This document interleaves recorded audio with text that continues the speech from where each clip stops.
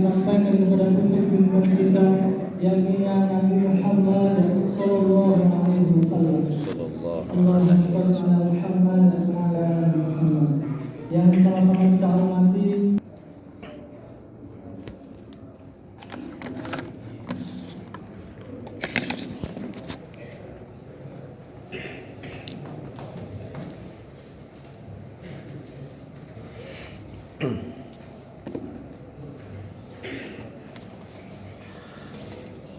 Assalamualaikum warahmatullahi wabarakatuh.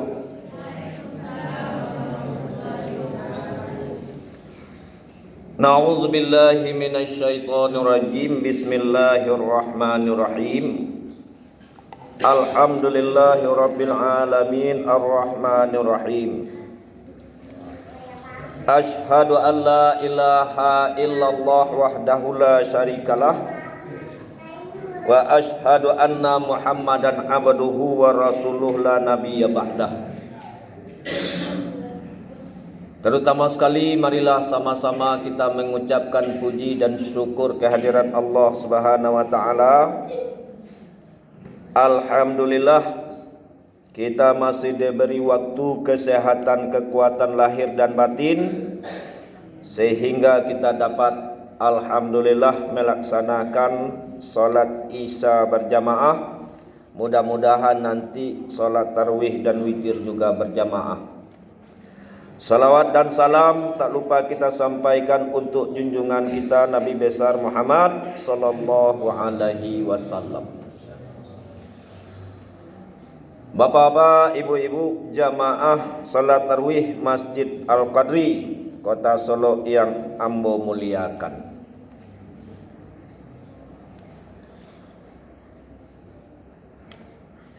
Ambo biasa dengan bahasa Minang kok, agak ragu mau dengan bahasa Indonesia dengan Pajiah.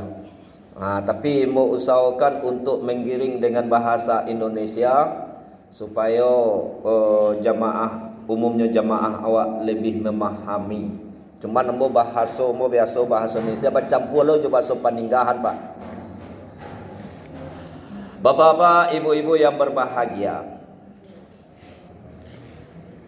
Tema ceramah kita berlindung kepada Allah dari kejahatan. Landasannya surat pendek, yaitu surat Al-Falaq. Surat Al-Falaq. Surat itu pendek. Lalu ada lagi surat yang pendek, surat An-Nas.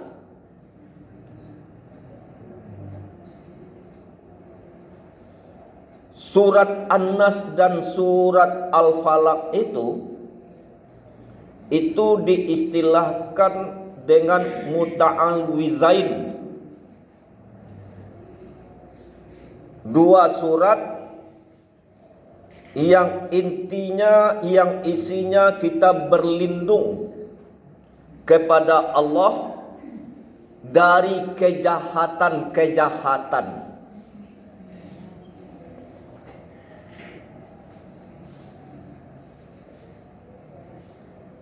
Kenapa kita mengedepankan kejahatan itu? Karena kejahatan itu bisa saja datang dari mana saja, bisa saja datang dari siapa saja, yang pada hakikatnya kejahatan itu adalah merusak. Ada yang merusak secara lahiriah, ada yang merusak secara batiniah.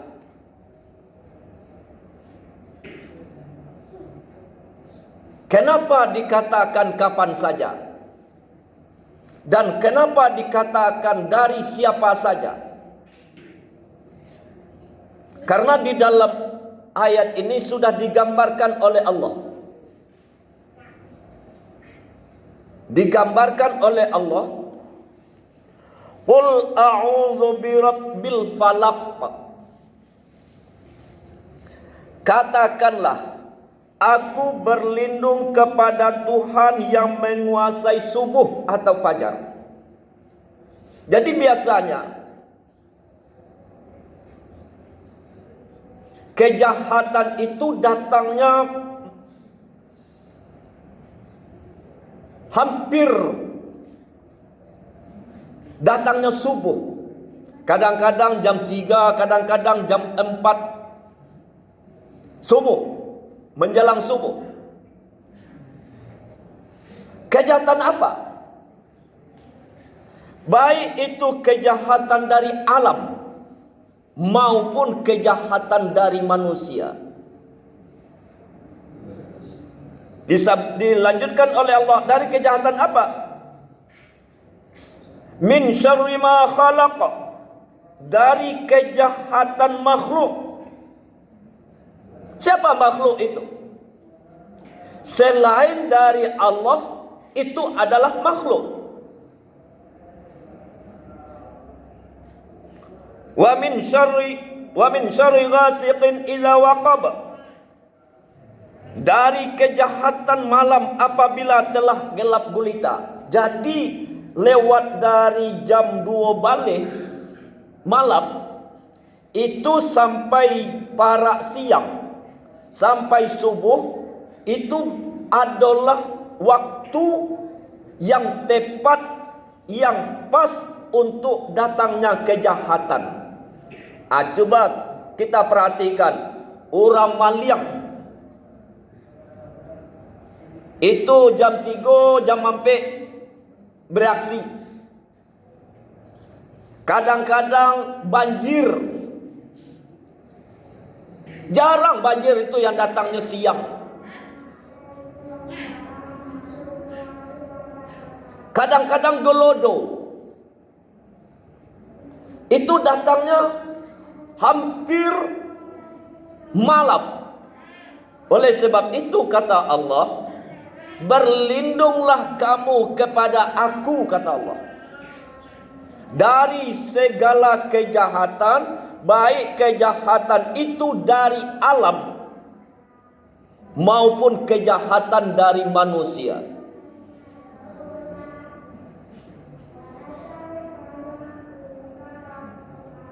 Kejahatan alam itu juga banyak, kejahatan dari binatang.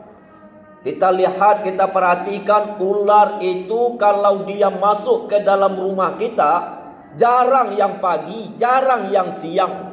Yang datangnya juga malam. Adanya binatang buas seperti harimau, seperti singo. Binatang-binatang buas yang datangnya itu berkeliaran juga malam. Jadi oleh sebab itu kata Allah dalam Al-Quran, wahai manusia, wahai orang-orang yang beriman, khususnya wahai umat Nabi Muhammad, berlindunglah kamu kepada aku dari kejahatan. Kenapa? Karena alam diberikan potensi oleh Allah untuk juga bisa mendatangkan kejahatan itu.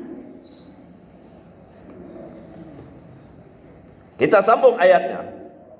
Wa min syarrin nafatsati fil 'uqad. Berlindung lagi kita dari kejahatan dari siapa? Dari manusia. Manusia yang mana? Dari wanita-wanita tukang sihir yang membuhulkan talinya, atau wanita-wanita yang membuhulkan talinya, yaitu tukang sihir. Itu yang berbahaya, Bu. Masalah sihir kok jarang orang membahas. Ikut kejahatan yang luar biasa. Gambaran tukang sihir tu lihat, Bu. Inyo tu sesuatu kejahatan, keilmuan secara halus. Dalam istilah Buya Hamka, di dalam buku beliau Tafsir Al-Azhar yang menjelaskan dalam surat Al-Baqarah ayat 102 itu tentang sihir. Siapa gurunya sihir itu? Gurunya sihir itu adalah setan.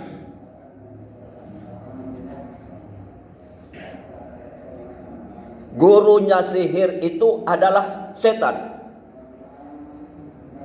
Lalu apa kerja di antara kerjanya orang tukang sihir itu? Ma yufariqu bainal mar'i wa zaujih. Dalam surat Al-Baqarah ayat 102. Yang bisa memisahkan orang balaki bini.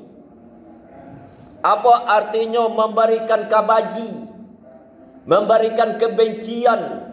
Dima orang balaki bini nan kabatangka, dima orang balaki bini nan kabasi salah, dima orang balaki bini nan kacarai, dima orang balaki bini nan kaheboh. Ilmu itu di antaranya tuh dijabarkan lagi oleh Buya Hamka di dalam tafsirnya Al-Azhar itu ilmu 7. Apa ilmu 7 itu? Adalah meniatkan atau mentaklukkan hati dan pikirannya kepada setan agar orang yang ditujunya itu binasa. Yang dalam istilah beliau, kalau di toko, di siko meja, di sinan jantung orang kutui. Kalau dimainkan di siko ramuan, di sinan orang duduk dalam keadaan paneh. Orang lalu dalam keadaan paneh, hatinya manggalaga, badannya paneh, lalu dan lain sebagainya.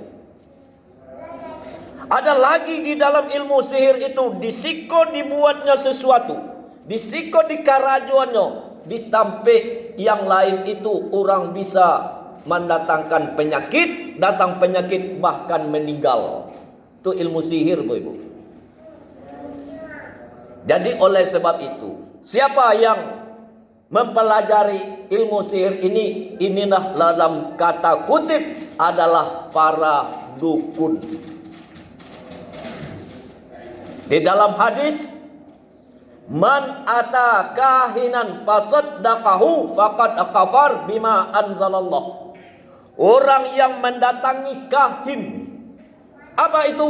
Paranormal, para dukun, maka sesungguhnya mereka itu adalah kafir kepada Allah. Lalu ada lagi yang sihir ini, ibu-ibu, termasuk palaris.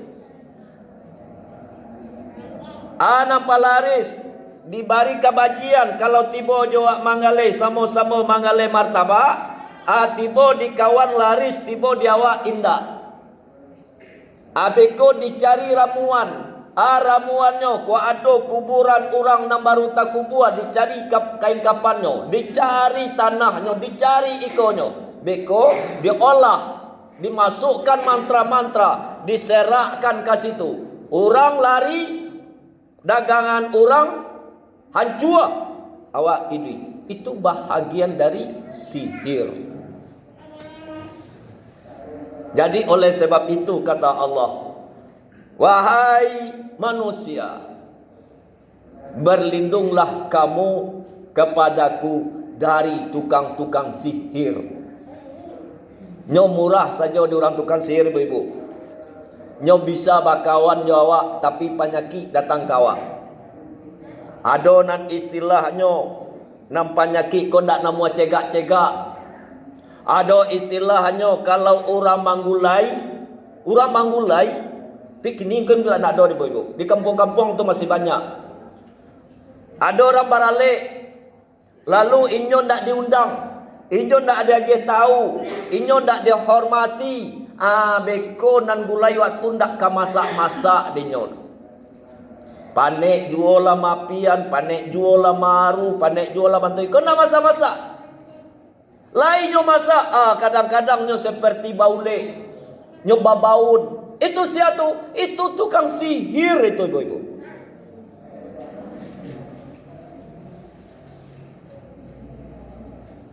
Cialai, mau bagi tahu, siapa yang tukang sihir itu? Contoh, awak kehilangan, pai kata tempe ambo, buya, ambo kehilangan, anak kehilangan, ambo kehilangan ame, barame, 20 ame, jadilah, asia kiro-kiro.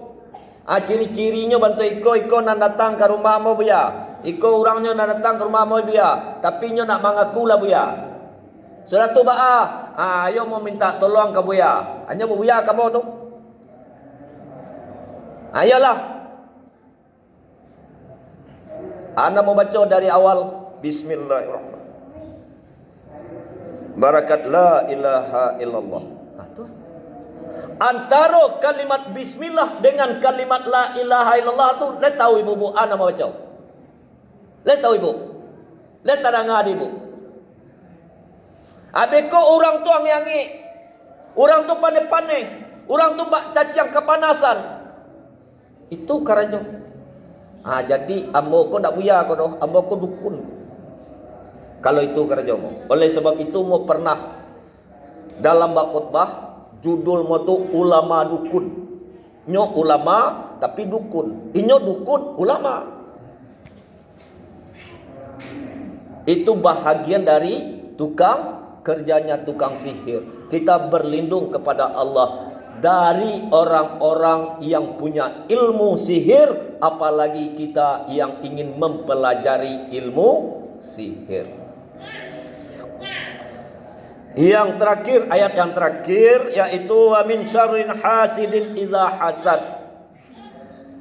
Berlindunglah kepada Allah dari jiwa, dari sifat, dari karakter orang-orang yang dengki.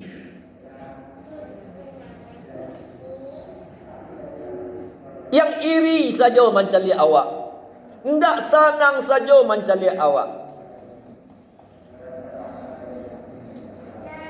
Tiba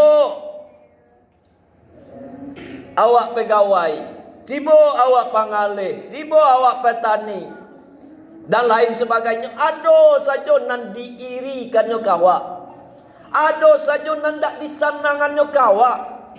Awak nak menyusaninya dah, awak nak menggangguinya dah. Tapi sikapnya, perkataannya menggambarkan iri kepada awak. Berlindunglah kita dari orang seperti itu kepada Allah. Lalu yang lebih daripada itu, yang harus kita berlindung kepada Allah, menjauhkan sifat iri, sifat dengki, sifat hasad yang ada di dalam hati dan pikiran awak. Karena hasad, iri, dengki dan yang sejenisnya itu dikaitkan dengan amal ibadah awak, dengan sumbayang awak, dengan puasa awak, dengan zakat awak, dengan haji awak. Itu ibaratkan api di dalam sakam. Itunya tuh. Satumpuk banalah amal ibadah awak, gadang banalah pahala awak, banyak banalah zakat awak. Tapi kalau di dalam karakter awak, jiwa awak itu sifat iri dan dengki, berarti ada di dalam itu api. Itu nan api di dalam sakam yang akhirnya akan menghabiskan, menghanguskan dan mendebukan amal ibadah kita. Oleh sebab itu, kita berlindung kepada Allah dari kejahatan makhluk, siapapun makhluknya. Lalu dirinci oleh Allah lagi kejahatan tukang sihir, dan dirinci oleh Allah lagi dari kejahatan orang-orang yang dengki. Dan kita berdoa kepada Allah terjauh dari sifat-sifat yang demikian. Banyak maaf, billahi taufik wal hidayah. Wassalamualaikum warahmatullahi wabarakatuh. Astagfirullah.